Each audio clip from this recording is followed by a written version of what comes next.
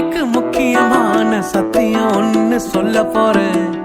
எங்களுக்கு நல்லது நடந்த முக்கிய சம்பவமே.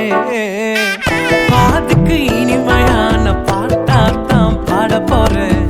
மனசு பட்டாம்பூச்சியே யாரும் நினையாத எங்களை மனசில் வச்சாரே. அழகா நெஞ்சில தூக்கி வச்சாரே. சிலுவையில் எங்களை நினைச்சு பார்த்தாரே. அதோட எங்களை வாழ வச்சாரே. எல்லாத்தை இழந்தோம், இப்போ இலக்க ஒண்ணுமில்ல. என்ன சந்தோஷம் இப்ப ஏசு எனக்குள்ள. ஐயோ என்ன